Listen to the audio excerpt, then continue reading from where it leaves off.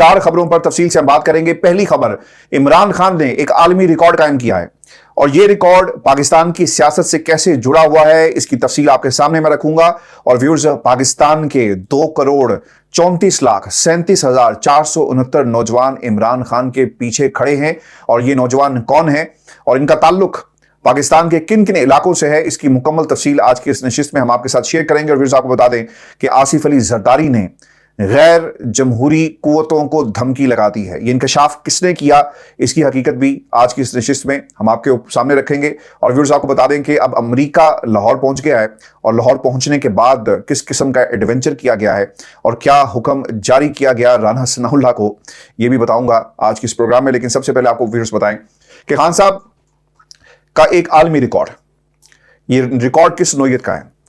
खान साहब अदालतों के सामने पेश हो रहे हैं और जब भी उन्हें मौका मिलता है वो अपनी जमात का और अपना मौक़िफ़ कौम के सामने गाए बगाए रखते रहते हैं। क्योंकि आजकल इमरान खान की तकरीरों पर पाबंदी है, बल्कि उनका नाम भी नहीं लिया जा सकता, तो सहाफ़ी इसके बावजूद उन्हें अप्रोच करते हैं और अप्रोच करने के बाद उनसे ज़रूर सवाल किया जाता है। खान साहब ने एक ट्वीट की है और खान साहब क्या कहते हैं। खान साहब ये कहते हैं कि आज मैंने एक आलमी रिकॉर्ड तोड़ा है। जाहिर है कि क्रिकेट के मैदान में नहीं बल्कि 20 मुकदमात में अदालत में पेश होकर, जो कि अपनी नौयत का एक नया रिकॉर्ड है। इसमें कत्ल और दहशतगर्दी से लेकर बगावत तक के मुकदमात शामिल हैं। खान साहब के ऊपर मुतअद्दिद मुकदमात, दर्जनों के हिसाब से मुकदमात जो हैं वो दर्ज किए गए। मैं आज एक फिल्म देख रहा था नेटफ्लिक्स के ऊपर और उसमें छोटा राजन बताता है कि उसके ऊपर कितने मुकदमात थे। एक गैंगस्टर के ऊपर मुकदमात होना आपको समझ में आता है, लेकिन एक सियासी और कौमी और एक मकबूल लीडर पर मुकदमात होना ये समझ से बाहर है।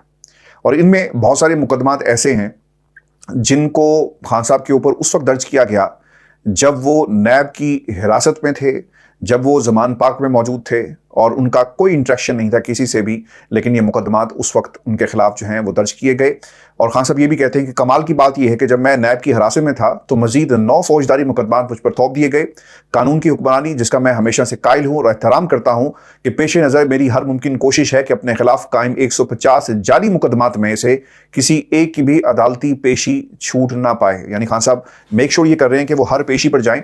और आपको ये भी याद होगा कि पिछले 2 हफ्तों से आपकी जो वकला की टीम है उनके गिर्द भी घेरा तंग किया गया। बहुत सारे लोग जो हैं उन्हें साइड पे किया जा रहा है, लेकिन इसके बावजूद खान साहब खुद अदालतों में पेश इसलिए हो रहे हैं कि जिस दिन वो ना गए तो इन्होंने ज़मान पाक का घेराव करना है और इमरान खान को हर सूरत में गिरफ्तार करना है। आपको याद होगा कि इससे पहले भी ज़मान पाक पर एक ऑपरेशन किया गया और अदालतों का ऑब्वियसली एक एहतराम मौजूद है, लेकिन जब कोई ये कहे कि जनाब वारंट थे और हमने इन्हें अदालत के सामने पेश करना था और वो हथकंडा इस्तेमाल करे, यानी रियासत की पूरी ताकत को इस्तेमाल करके ज़मान पाक में घुसने की कोशिश की गई। अब इसी तरह की एक कार्रवाई हो सकती है अगर इमरान खान अदालतों में पेश नहीं होते। जाहिर सी बात है अदालतें क्या करेंगी, आपकी ज़मानत, हिफाजती ज़मानत, उसे कैंसिल कर दिया जाएगा और फिर गिरफ्तारी के चांसेस जो हैं वो ज़्यादा बढ़ जाएंगे। खान साहब ये भी कहते हैं कि सतह की इंतकामी कार्रवाइयों से इंपोर्टेड हुकूमत की साख ही पूरी तरह खाक में नहीं मिल गई, बल्कि अब ये साबित हो चुका कि हमारे खिलाफ इस सफाकियत और फस्तायत का वाहिद मुहर्रिक ये है कि मुक़्तदर गिरोह इंतखाबात में तहरीक इंसाफ के हाथों शिकस्त फाश से खौफजदा है। अपने मुखालफिन को जबर इंतकाम का निशाना बनाने के लिए जिस ढिठाई और बेशर्मी से कानून पामाल किया जा रहा है, बदकिस्मती से वो खुद हमारे निज़ाम अदल के खिलाफ एक भयानक जुर्म है। खान साहब ने ये बातें सारी कही और जो ये बात इंतखाबात में मकबूल लीडर और पाकिस्तान तहरीक इंसाफ का जो वोट बैंक है, शायद कुछ लोगों को ये दुख है कि ये वोट बैंक उनका नहीं है और पाकिस्तान की आवाम है। जमहूरी निज़ाम के अंदर आपको ताकतें मकबूल नहीं बनाती, आपको पैसा मकबूल नहीं बनाता, बल्कि आपकी गुफ्तगू और जिस तरह से आप लोगों के दिलों में रच बस गए और जो वजह बनी वो चीज़ आपको मकबूल बनाती है। खान साहब के हवाले से ये बातें बहुत ज़्यादा मशहूर हैं कि जब भी कोई मेहमान उनके पास आता तो बहुत सादगी से उनको मिलते हैं। कोई नवाज शरीफ साहब जिस तरह जाती उम्रा में सहाफ़ियों की दावतें होती रही और फिर क्या किया जाता है, इक़्तिदार में आकर इन लोगों को नवाजा जाता है। खान साहब की अप्रोच डिफरेंट है और वो बहुत ही एक सादा ज़िंदगी जो है वो गुजारते हैं।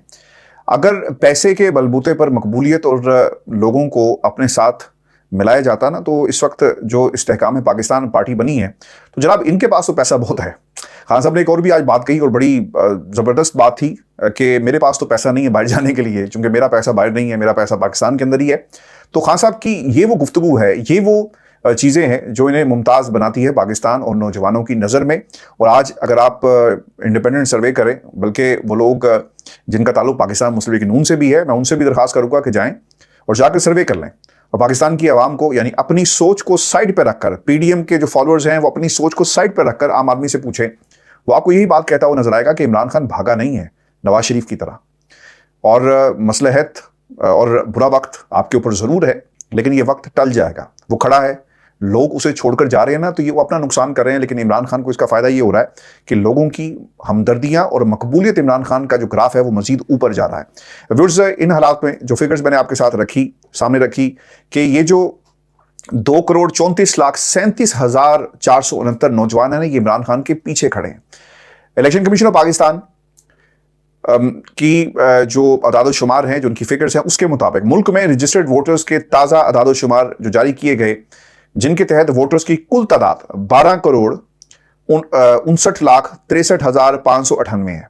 ये पाकिस्तान में रजिस्टर्ड वोटर्स की तादाद है। और इसके साथ साथ 2018 के इलेक्शन में रजिस्टर्ड वोटर्स की कुल तादाद जो थी वो 10,59,60,000 थी, जिसमें अब तकरीबन 2 करोड़ वोटर्स का इजाफा हो गया है।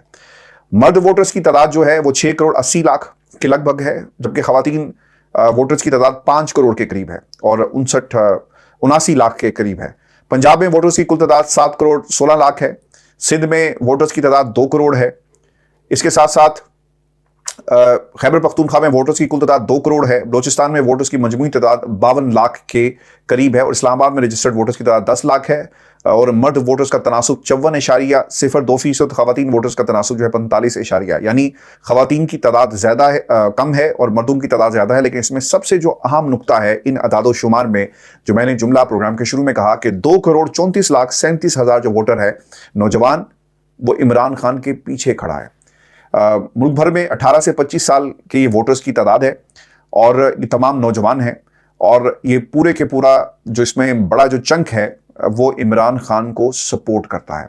और इसके साथ साथ मुल्क में 36 से 45 बरस के वोटर्स की जो तादाद है वो 2 करोड़ के करीब है, और इसमें से भी बड़ी तादाद जो है वो खान साहब को सपोर्ट करती है।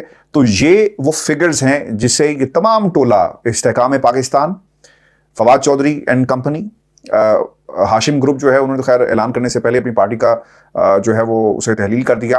ये तमाम ग्रुप्स, इन्हें परेशानी ये है कि ये तादाद इमरान खान के साथ खड़ी है, और फिर पाकिस्तान के मुक़्तदर हल्के इस वोट बैंक को कैसे तोड़ा जाए। अब हिकमत अमली व्यूअर्स क्या होगी, ये हमारी असेसमेंट है, और हमने पाकिस्तान के अंदर हमेशा यही होते हुए देखा। 2002 के इलेक्शन में नून लीग को सिर्फ 19 सीटें मिली थी। हालात उस वक्त भी यही थे। मुशर्रफ साहब का जो जादू था और जो उनकी हाकिमियत थी वो पूरी दुनिया देख रही थी, और जिस तरह वो हुकूमत कर रहे थे, तो हालात क्या थे वो आपके सामने हैं।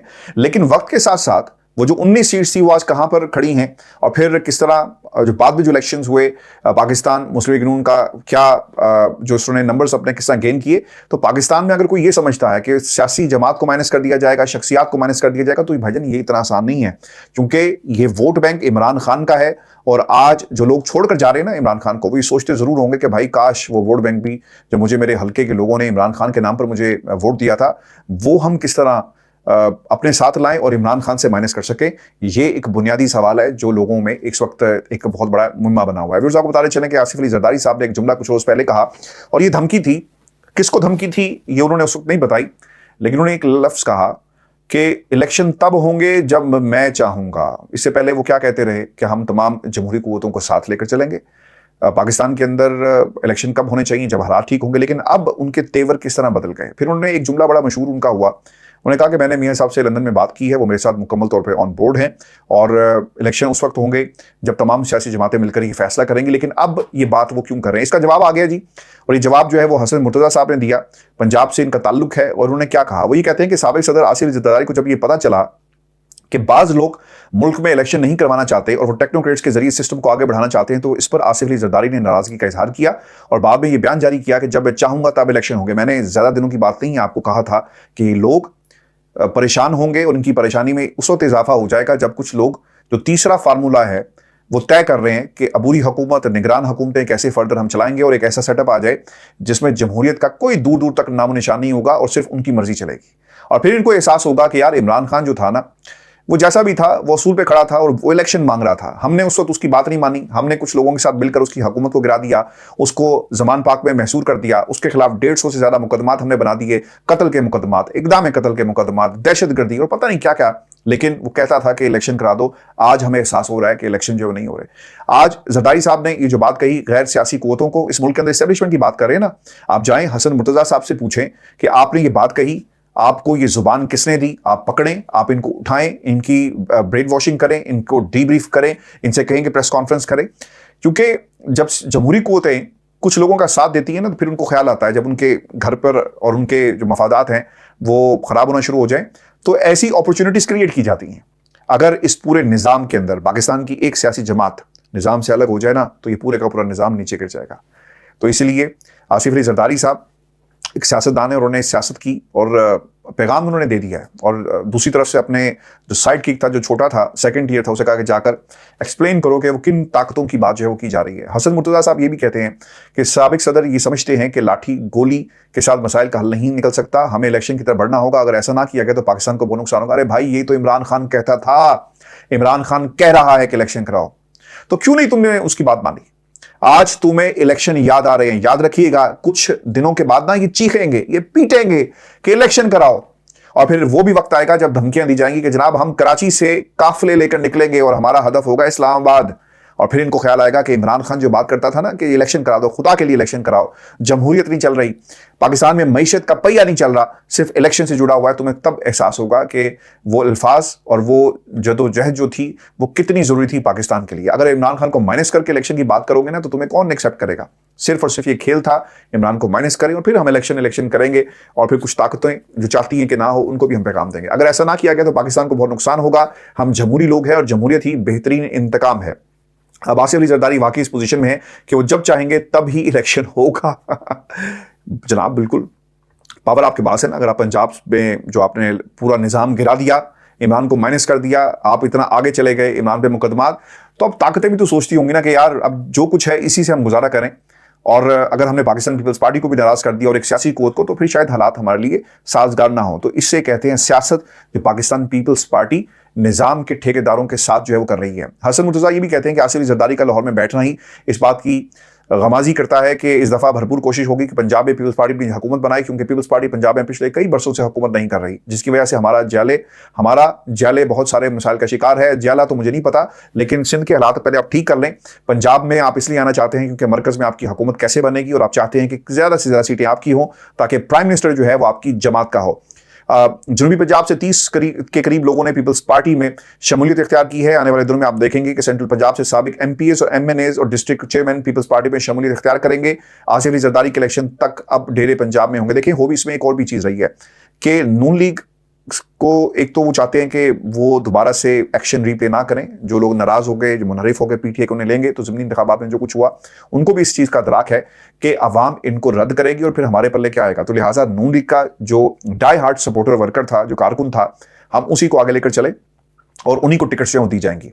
और दूसरी जो साजिश मैंने आपके सामने रखी थी कि दो किस्म की साजिशें नून लीग PTA के लोगों के साथ हो गई कि ये इन्होंने खुद अपने पांव पे कुल्हाड़ा मार लिया और अब फ्यूचर में लोग इनको वैसे ही इनको जो है वो दूर कर देगी और इनको मुस्तरद कर देगी। तो फिर ऐसे घोड़े के ऊपर पैसा और वक्त जो है वो ज़ाया नहीं किया जा सकता। अब जो वोटर बचेगा, सॉरी जो कारकुन बचा है, जो उम्मीदवार बचा है और जिन लोगों को दोनों पार्टीज नहीं ले रही, पीपल्स पार्टी के रास्ते जो है खुले हुए हैं। तो पीपल्स पार्टी इनको भरपूर तरीके से अपनी जमात के अंदर जो लेकर जाएगी। हसन मुर्तजा साहब ये भी कहते हैं कि हमारा नज़रियाती इख्तिलाफ मौजूद है कि उनकी जमात का अपना एक नज़रिया और हमारा अपना एक नज़रिया है।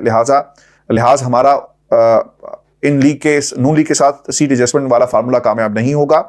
लिहाजा हमारा नून लीग के सीट एडजस्टमेंट वाला फार्मूला कामयाब नहीं होगा। पीपल्स पार्टी इस वक्त हुकूमत में इसलिए है कि कोई भी पार्टी अकेले इस मुल्क को इस बुरहान से नहीं निकाल सकती। खैर, ये उनकी एक बात है जो उन्होंने कही है और इस्तेकाम पाकिस्तान को उन्होंने मुफाद परस्त टोला करार दे दिया, जिसके ऊपर ऑब्वियसली जो दूसरे साहब हैं ख्वाजा आसिफ साहब, तो ये कहते हैं कि जनाब ये मुसाफिर हैं और इस जमात के अंदर मुसाफिर हैं, आज यहाँ हैं कल कहीं और हैं, पड़ाव करेंगे। ये पाकिस्तान की सियासत के वो चराग हैं जो कभी किसी पार्टी में जलते हैं, कभी किसी पार्टी में जलते हैं। व्यूअर्स, आपको बता दें कि अमरीकी कौंसल जनरल लाहौर ने पाकिस्तानी नयाद अमरीकी शहरी खदीजा शाह तक रसाई की जो है वज़ारत दाखिला से इजाज़त ली थी, जो उन्हें इजाज़त जो है वो दे दी गई है। और खतीजा शाह 9 मई के वाक़यात में मुलविस होने के इल्ज़ाम में लाहौर में कैद हैं और वज़ारत दाखिला ने कौंसल रसाई की इजाज़त के लिए महकमा दाखिला पंजाब को खत लिख दिया है। करो जी इनकार और करके बखाओ इनकार। राना सनाउल्लाह के पर जलते हैं और इनकार नहीं हो सकता। और खतीजा शाह को अब कौंसल रसाई जो दे दी गई है। ड्यूअल नेशनल्स जो पाकिस्तान के अंदर मौजूद हैं और कैद में हैं, यकीनन अमरीका ने उनके हवाले से दरवाज़ा खटखटाया, ऐलान किया और अब वो लाहौर में बाकायदा पहुंच चुके हैं और ये एक्सेस दे दिया गया। फिर जाहिर सी बात है, पूछा जाएगा कि बीबी बताएं क्या हो रहा है, ये बताएंगी क्या हो रहा है, कैसे आपको निकलवाना है, कानून क्या है, आइन जो जिसके तहत मुकदमा दर्ज किया गया वो लॉस क्या हैं और इनके साथ किस किस्म का सलूक किया जा रहा है। याद रखिएगा, ये बड़ा सेंसिटिव मैटर होता जा रहा है और वहाँ से कौंसल जनरल ने अगर प्रेशर डाला तो यकीनन इनके साथ कानून और जो लॉज हैं उसके अलावा कोई अगर काम हुआ तो यकीनन वो ज़रूर इंटरवीन करेंगे।